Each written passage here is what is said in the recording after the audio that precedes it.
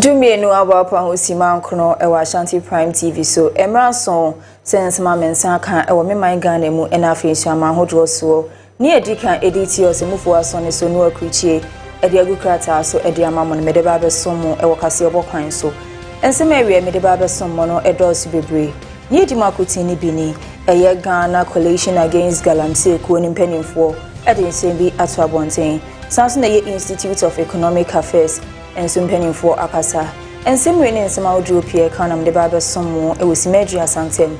Me a magic penny at the prime, a reappear to breakfast a Barber Somo Mediane. Let's now start.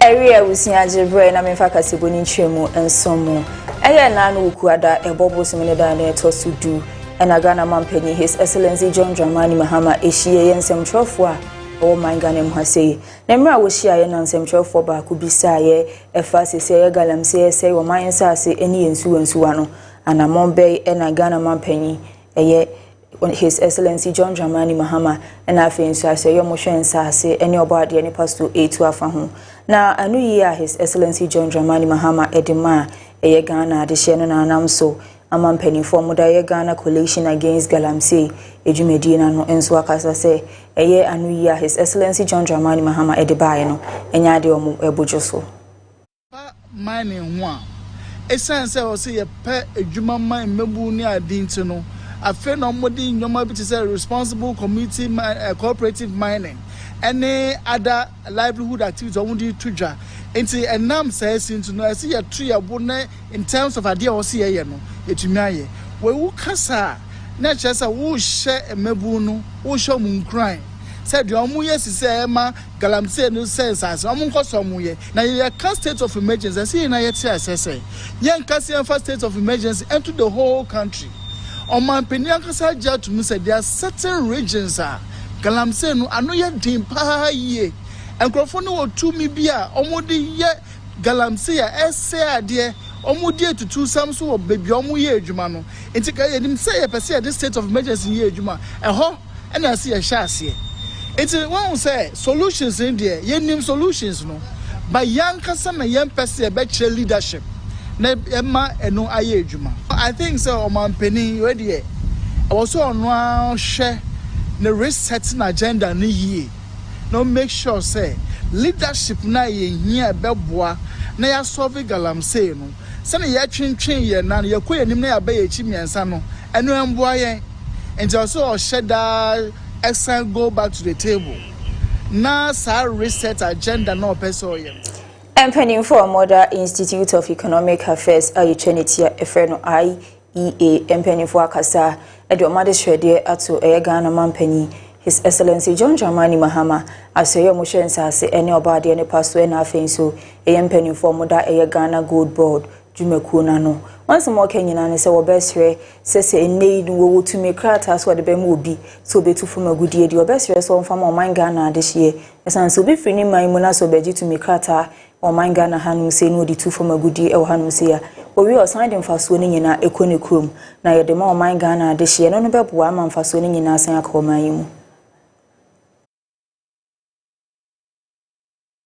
Lease, where did it go out of the bosom of Adansi, Obuasi, for 120 something years? Where you go to Ninya, Niakano, we see Yamao 125 million incentive structure, Ubejai Niakano, Sadia Ubejai. No, Ubejai Jai, Adentina, I say Yamao. More cash on top of Niawe, you know. So for me, my understanding, and if I were the government, I would have said, pack and go. You've had 125 or 150 years. It's enough. You've dug enough gold 15 years. Now, and also 15 years, 15 years, but the mines are warmer leases are going to expire. We should give to local Ghanaians. That's the key. Local Ghanaians. Yama, E&P, the first one. That's a good thing that has happened to our country. They are the pathfinders. Now we have to look for more people. We look for more people and support them. What is wrong with supporting our own people? What's wrong with that? The government is meant to help us, not to make us poorer. And so, yes, if we have to support E&P, why not? He's going to employ Ghanaians. He's going to spend the money here. He's going to declare profits here. I think there's every reason why we should support our own, and starting with E&P. Additionally, Mamekoso Akenkan Kasiebono, Ediama Muniye Twaso Diani Bubushi Asambi Piemo, Ewa Santi Mantemu, Hanum say na Ashanti Regional Director, Aduma National Population Council, Eyon Munyamfo Mercy, Aduma Besia, Wakasa Ediato Abonti saying Kaiba Babeto Abonti. So my Ghana must be Piemo Hanum say baby and prewenin saying Aji a Honoma Bosso Party and Ashanti Mantemu. To best ready a footwear and Mamma say share a young girl who see ye sons will be any dear dachi, a cremo. Ashanti Regional teenage pregnancy is on the rise. Of Biana Ghana Statistical Service, I think last year or so, the league table by adolescent pregnancy situation in the country. They share, Asante Mantem, ye kind, any better number one. And I consult a dance circle from the Dastro Pa, which means employees and no hobby free. Now, normally, mining enclave no first and Amansia Central Jacobu. Omna net kind where one of the hotspot zones for teenage pregnancy. At the circle, here not mining communities no. A lot of social issues is and then same cry mention na NGO be a means money deal or project be now almost even a man who bears bra prostitution, young girls they into prostitution. Nti bebre na be ho bia na wantimi amane ho ban ye na nyinsia kopie ni sempie ma onkwohwe interest na bia ye galamsey na bi ana man na bi o ho a ebi kwampa ye hit and run ontimi hu nipa ni say be ma we ana say be ma we.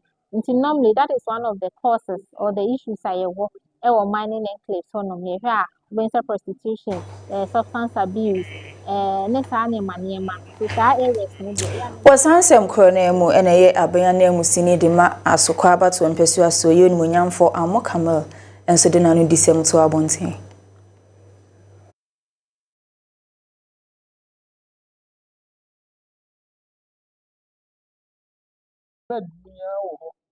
And the youth need into red other things as society.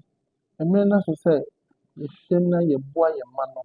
Near teacher me and that red meow and the youth need into red other things.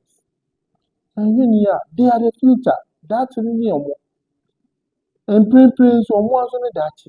So the American say, ye do sense day. Oh, as communist assembly, yet the minister already said, you better boy a whole form. You better boy no. You better boy a community no. You better boy a man, you better boy a papa. No matter till money here. Now boy my red, child abuse, and this animal near a man can call straight. Near a big year, a man can right to education, right to training, I better boy more brother, and your son. Yeah, to Akasiebone, so Director of Youth Development, Eyun Munyamfo Mohammed Sani Adams Nene was Shagana Mebuni Nasi or Bestre, so my age Padia say Yensasi, Yensu and Sua, and a quiet Yinayan Fanny and Bohom Ban say Yankasi Japadie, my Mahon Quine MOB and Free Mind so Emma, so I be too from a good year and ask for Baby Chichen if we have said the Akonimemo, Yamaho by Nadachi Biano, a Babe Dani Yankasi Japadie. This assembly, for example, is rich in sand, and people just win the sand and you benefit for a trip of sand less than 100 cities. It means that you don't actually understand the value of the natural resource that you have. Okay, so the natural resource accounting, for example, will also give you the opportunity, for example, to attract investors. But if you know the value of your natural resources, you can even use it as a basis to go into contractual agreement, to go into loans, to go into other things. But you can go into developing your own district even without the worry of central government. We know there's a stress in our fiscal space.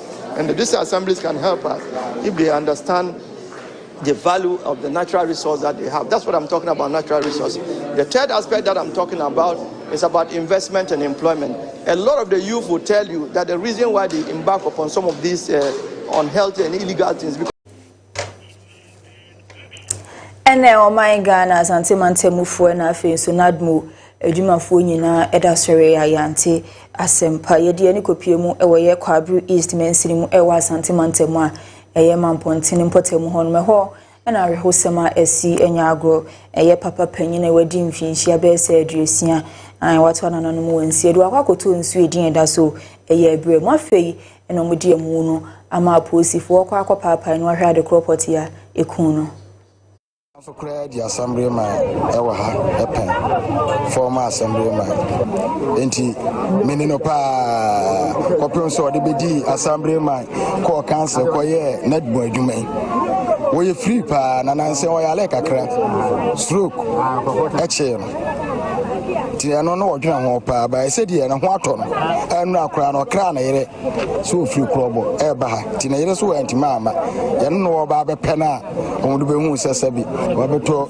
ensuo no hwe na wo ye chan mo krom ha yi asem we bi esi wa hada oh say die ebi esi pen na che pa ma akra no be dware nsuo ma blante e ma ni ti ko bo so yemam yemedware yemeye ho hwe e wo nsuo nim afi nso mo ababuru nsuo ese nsuo no mo wayie enkra no be gina konkon so ne ahuri ye ho ne akotom ese nsuo no so atwe eti so hwe Enjada ene ye Ghana TV service mpanimfo di dwumadie ede kasa kire kwade ma Ghana mebuno nsem okanyina ne se e kamera ese Ghana hanum se no se obi ye nsa no dwuma na se obi entumi anko school andre ni mu ani ehu ni se nipa no etiawu nso mo pese mo ka eme eti ase se ensem we nyina ne se bi se binyade a no kure bia ewum so obi ya abanya dwuma so ye nsa no nyuma ye nyina wo man ni ye yo ene ye pensem we nyina afia yo so afo a Oshangu Messiansem so yoni monyanfo haro na idrusi anum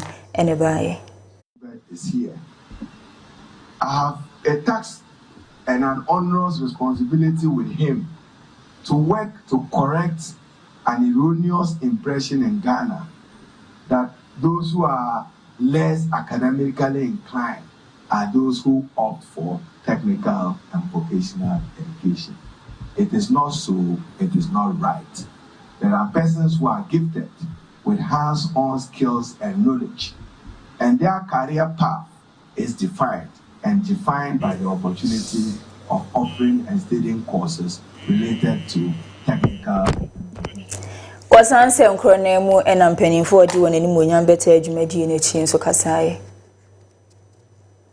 Talent, blessed with resources, blessed with a lot of things which people don't use. So I think Olam is, although it's a multinational company, but we are localized in a big way.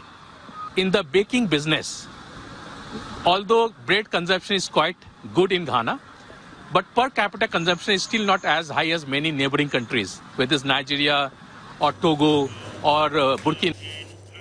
Enano brada enaye abronye eyonu munyamfo kwadwo bafo no enaye bonomantemu kasamafo anase dwemtene ni dima NPP amaneku na nanu ebenada na police for di wonsa eso no na court ka se eye enei ebobo simene de to sudwumienu en wonsan so mepie mu court na wonhwe assembly sanse na hwehwemu gusu a ekoso afi na nyame ya adoma enne abronye DC ekwa akopie mu ewa Accra Circuit Court.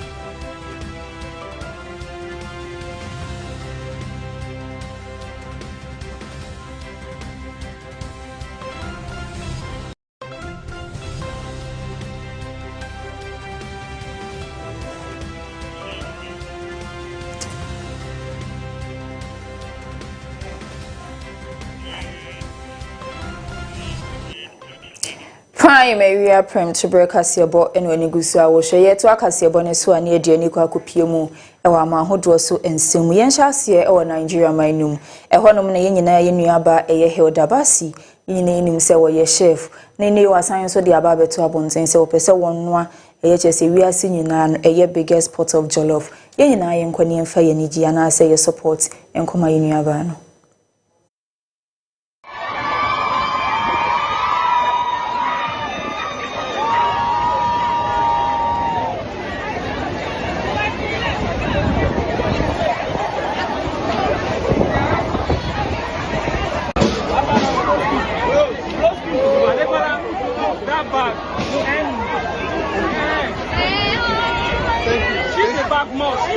Hold on. Hold on now. Chief, I beg. Thank you so much. Thank you so much.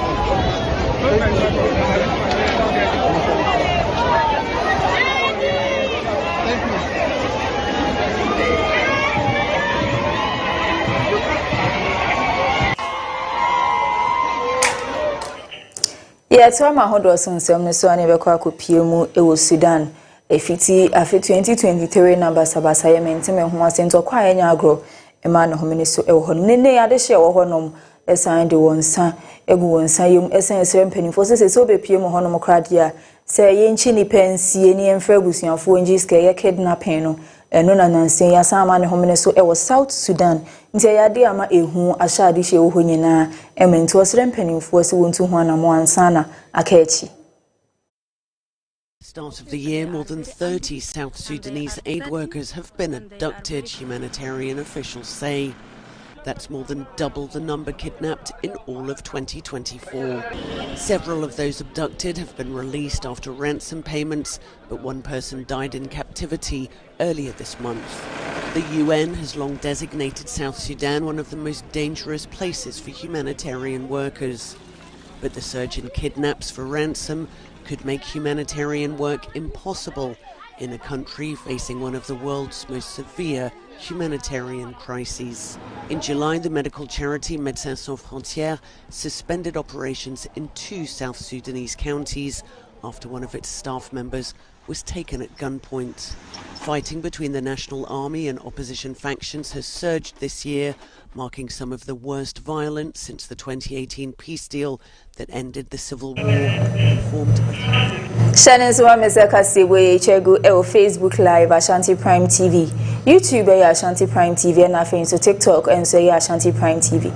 Oshano like wa comment no wa share ediamaya ensma de be som mo e wakase bokwan so no na edosi ye ye di wakuti ni bini Institute of Economic Affairs empenifo edin sembi ebeto abonten sans na ya Ashanti Regional Director of National Population Council Madam Mercy Adoma Besia enso ekasaye ensem ni ensema odu epie kanam de be som mo se prime area prem to break asie me ameje peni ade area kase bo be som mo Ishia me abonti edi an bebo no maje oswane.